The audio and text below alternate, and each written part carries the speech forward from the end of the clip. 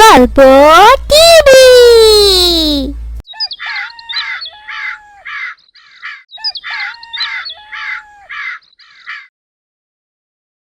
আসসালামু আলাইকুম আবু রায়হান। ওয়ালাইকুম আসসালাম। কেমন আছো আলী? আলহামদুলিল্লাহ ভাই, আল্লাহ ভালো রেখেছেন। ভাই তুমি কেমন আছো? আলহামদুলিল্লাহ ভাই। কিন্তু ভাই, তোমার সাথে ওকে তো চিনলাম না। ও তো আমাদের পাশের বাসার, ওর নাম হাবিবুর। আসসালামু আলাইকুম ভাই, কেমন আছো? ওয়ালাইকুম আসসালাম। হ্যাঁ, ভালো আছি। এসো ভাই, ভিতরে এসো। তোমাদের বাসা আলীর বাসাদের কোন পাশে ভাই? দক্ষিণ পাশে যেই 7 তলা বিল্ডিংটা আছে ওটাই আমাদের। আমাদের আরেকটা বাসা আছে রিল কলোনির পাশেই 10 তলা বিল্ডিংটা। ও আচ্ছা। আবু রায়হান, তোমাকে আমরা নিতে এসেছি। আমরা ওই মাঠের পাশে বসবো, তুমি কি আমাদের সাথে যাবে? ঠিক আছে, চলো যাই। কিন্তু তুমি একটু অপেক্ষা করো, আমি গিয়ে একটু আমার মাকে বলে আসি। আচ্ছা ভাই।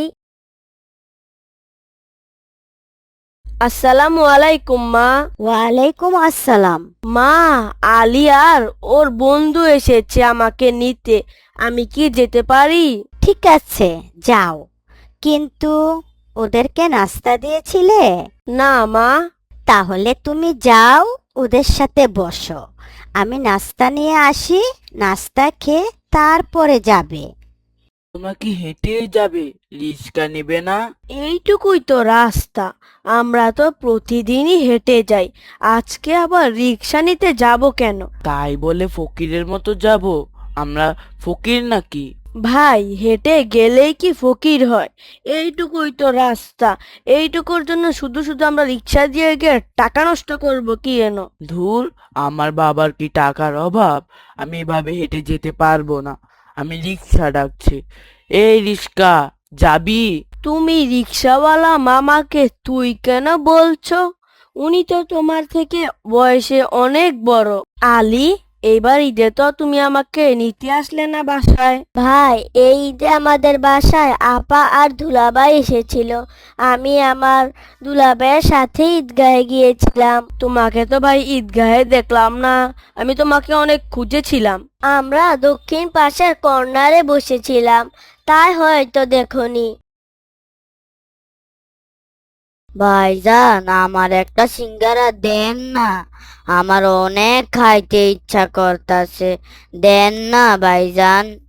যা ভাগ এখান থেকে ফকিরের বাচ্চা, আবার সিঙ্গারা খেতে এসেছে। দেন না ভাইজান, অনেক ইচ্ছা করতাছে, একটাই তো সিঙ্গারা। যাবি এখান থেকে? ফকিরের আবার সিঙ্গারা খাওয়ার শখ। ভাগ এখান থেকে, ফকিরের বাচ্চা, টোকাই। ওর নাকি আবার সিঙ্গারা খাওয়ার শখ। ভাই, তুমি ওর সাথে এরকম করছো কেন? ও তো আমাদের বয়সেরই। থাক ভাই, তুমি এখানে আসো, আমাদের সাথে বসো, আমি তোমাকে খেতে দিচ্ছি। আমি এই ফকিরের সাথে বসে খাবো?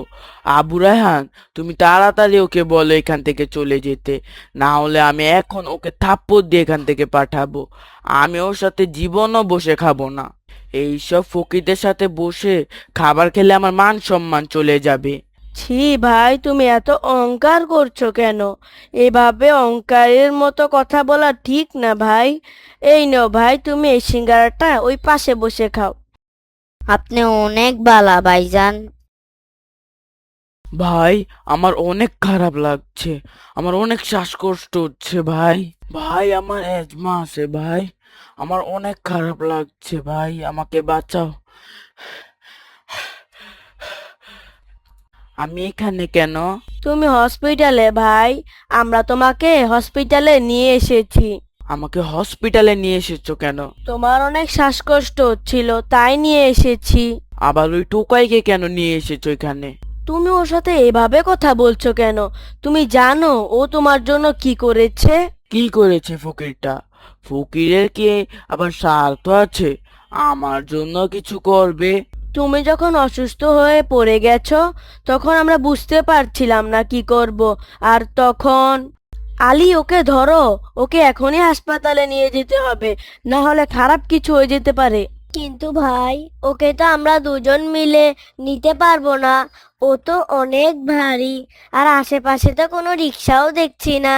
ভাই, ওকে নিয়ে পার্কের বাইরে যেতে হবে, তাহলে রিক্সাওয়ালা মামাকে পাবো। কিন্তু ভাই, ওকে তো আমরা দুজন মিলে ধরে পার্কের বাইরে নিয়ে যেতে পারবো না, ও তো অনেক ভারী। এখন কি করব ভাই? কি হয়েছে ভাইজান, কি হয়েছে? আমাদের বন্ধু অনেক অসুস্থ হয়ে পড়েছে, এখন আমরা দুজন ওকে কিভাবে হাসপাতালে নিয়ে যাব? ঠিক আছে ঠিক আছে, আমি সাহায্য করতেছি। আপনারা ধরেন, আমরা নিয়ে যাইতাছি। ধরেন ধরেন। তুমি ওকে সাহায্য করবে? ও তোমাকে এত অপমান করলো, তাও? এইসব কথা রাখেন তো ভাইজান, ওরে আগে হাসপাতালে নিয়ে যান। ওরে ধরেন ধরেন। ওর কারণে আমরা তোমাকে হাসপাতালে নিয়ে আনতে পেরেছি, কারণ ওই সময় তোমার অনেক অক্সিজেনের প্রয়োজন হচ্ছিল। কিন্তু তুমি ওকে এত অপমান করার পরও ও তোমাকে আমাদের হাসপাতালে আনতে সাহায্য করেছে। আমি দুঃখিত ভাই, আমি অনেক অহংকারী হয়ে গিয়েছিলাম। অনেক টাকার লোভে আমি মানুষদের তুচ্ছ-তাচ্ছি করছি। তুমি আমাকে মাফ করে দাও ভাই, আমার আর এরকম হবে না। হ্যাঁ ভাই, অহংকার খুব খারাপ জিনিস। সৃষ্টির পর অহংকার থেকে কিন্তু প্রথম পাপ শুরু হয়েছিল ভাই। আল্লাহ সর্বপ্রথম মাটির মানুষ আদমকে তৈরি করে সব ফেরেশতাকে বললেন, তোমরা সবাই আদমকে সিজদা করো। তখন সবাই সিজদা করলো, কিন্তু আগুনের তৈরি ইবলিস সে সিজদা করলো না। সে বলল, আদম মাটির তৈরি, আমি আগুনের তৈরি, আমি আদম থেকে উত্তম। তখন আল্লাহ তার অহংকারের কারণে তাকে লাঞ্ছিত হয়ে বেরিয়ে যেতে বললেন এবং তাকে জান্নাত থেকে বের করে দিল। ভাই, আমি সত্যি অনেক অহংকারী হয়ে গিয়েছিলাম, এটা মোটেই ঠিক হয়নি ভাই। হ্যাঁ ভাই, আল্লাহ তাআলা বলেছেন, আল্লাহ নিশ্চয়ই কোনো অহংকারী ব্যক্তিকে পছন্দ করেন না।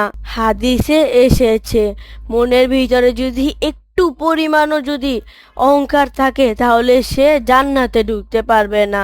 আরও এসেছে যে কেউ যদি আল্লাহর অনেক ইবাদত করে তা নিয়ে অহংকার করে, তাও তা আল্লাহ পছন্দ করে না। ভাই, আমি ভুল করেছি, এরকম কাজ আমি আর করব না। এত ভয়ানক কাজ আমি আর জীবনও করব না ভাই। হ্যাঁ ভাই, যারা অহংকার করবে কাল কিয়ামতে তাদের বিন্দু আকৃতি দেওয়া হবে আর সবাই তাদের পদতলিত করবে। আল্লাহ তাআলা অহংকারকে এতটাই অপছন্দ করেন। আর আমাদের আদম আলাইহিস সালাম থেকে শুরু করে সব নবীরাই অনেক ভালো ছিলেন, তারা সবাই অহংকার থেকে বেঁচে থাকার অনেক চেষ্টা করতেন। ভাই, অনেক ভুল হয়ে গেছে। আল্লাহ, তুমি আমাকে মাফ করো, এই অহংকারের সব গুনাহ তুমি মাফ করে দাও আল্লাহ।